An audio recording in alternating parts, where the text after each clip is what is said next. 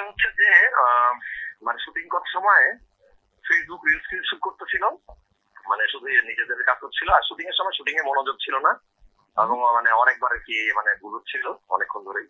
তারপরে আর কি মানে মানে লাউডলি কথা বলছে আর কি, বকা দিছি বলছে যে এটা করতে তো আমরা সেটা আসিনি আর কি, আমরা তো কাজটা করতে আসছি ডিরেক্টরের।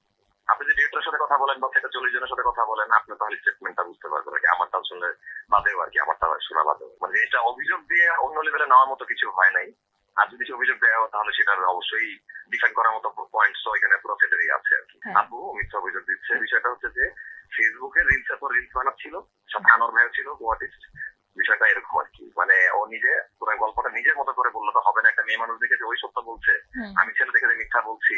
আমি ধরেন ম্যারিড এখন, আমি কোনো মেয়ের সাথে কথাও বলি না, কোনো ফালতু আলাপ করি না শুটিং বাদে, না নায়িকাদের সাথে না কোয়ার্টিস্টদের আগে। আমি নর্মালি যে আপু ভালো আছে এইভাবেই থাকি। ও কিন্তু আমার সাথে আগে শুটিং করেছিল এই সিরিয়াল আগের সেটে, মানে আগে আর কি আগের লতে, তখন কিন্তু কোনো উচ্চমাত্রা হয় নাই।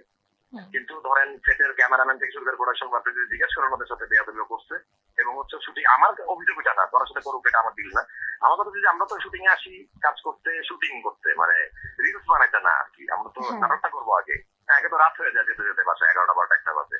ওই জায়গাটা থেকে আমি রাখ দেখেছি যে বাবা রে তোমার তো কাজ করতে আসছি, আমরা তো এইটা করতে আসি নাই আসলে। অ্যাক্টিংটা করি তারপরে সব করি বাকিটা। ক্যারেক্টার আর্টিস্ট আমার জার্নিটা তো আমি এটা বলেছি যে আমিও তো 2000 টাকা আর্টিস্ট ছিলাম, আমি তো ক্যারেক্টার আর্টিস্ট থেকে আমার জার্নি শুরু করেছি। আমরা এটা জানি যে রেসপেক্ট দিতে হয় এবং সবার সাথে থাকা অবস্থা সবার লগে মিলেমিশে চলেই সেটা থাকতে হয় সবার সাথে, সবার ফ্যামিলি তো দিন শেষে। সো এই অভিযোগটা মিথ্যা অভিযোগ, মানে এটা করতে চাচ্ছে অবশ্যই নিজের একটা যদি ভিউজ পায় আমার নামটা বলে, এটা ঠিক না আসলে, এটা ঠিক না। আপনি ডিরেক্টরকে কল দিতে পারেন, আপনি এই টিমের যে কাউকে কল দিতে পারেন, মানে আমাকে বাদে আর কি, কোনো প্রবলেম। তাহলে আপনি নিউট্রালটা বুঝতে পারবেন যে আসলে কি ঘটেছিল আর কি। এটা তো অ্যাটেনশন চাওয়া ছাড়া আর কোনো প্ল্যান না, এটাই আর কি বিষয়। ও কমপ্লেন করলে করতে পারে, কিন্তু কেন বকা খেয়েছিল সেটাও আমি আমারটা বলতে পারবো, কোনো সমস্যা নেই আর কি, মানে সেটাও আমরা উত্তর দিতে পারবো সবাই। সেক্সুয়াল হ্যারাসমেন্ট করেছি ওপেনলি, সবার সামনে কখনো সেক্সুয়াল হ্যারাসমেন্ট করা যায়? আর আমি বিয়ে করেছি, আমি কি, আপনি কি বিশ্বাস করেন আমার আপন বোন আছে, আপনি কি মনে করেন যে আমি মেয়েদের সম্মান করা শিখি নাই, আমি ফ্যামিলি থেকে এসে? এটা তো হতে পারে না। আমি রাগি, ঠিক আছে, আমি রাগ করি, এই কথাটা সবাই বলে বা জানায় মানুষকে, কিন্তু নিশ্চয়ই কোনো একটা দুর্নীতি এখানে আছে, নিশ্চয়ই কোনো জিনিস এখানে আছে। আল্লাহর কসম, আমার বাপ মায়ের কসম, এটা হচ্ছে পুরোপুরি একটা অ্যাটেনশন। যদি দুটা ফলোয়ার বাড়ে আমার নামটা ট্যাগ করে, তাহলে হচ্ছে এই জিনিসটা আর কি ও ক্যাশ করতে চাচ্ছে। এটা খুব খারাপ হচ্ছে আর কি।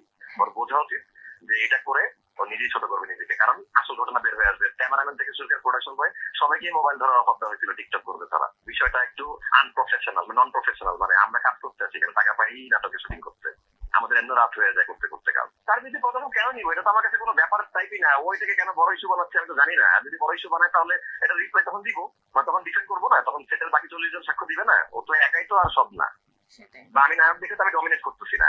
অবশ্যই যদি আমি যদি খারাপই দেখতাম, সেক্সুয়াল হ্যারাসমেন্ট কখনো 40 জনের সামনে করা যায়? সেটা দরজা বন্ধ করে আলাদা রুমে কথা বললেন না, জিনিসটাকে আপনি হ্যারাসমেন্ট বলতেন। আমি ওর মোবাইল নাম্বারও নাই, আমার কোনো ধরনের যোগাযোগ নাই, ফেসবুক ফ্রেন্ড না, আমি কেন হ্যারাসমেন্ট করবো ওকে? আর একটা লোক ম্যারিড হওয়ার পর কেন আমি আমার ক্যারিয়ার, আপনি যদি জানেন আমার কিন্তু কখনো মেয়ে রিলেটেড কোনো অভিযোগ কিন্তু কখনো আসে নাই। আশা করি আপনারা বুঝবেন আর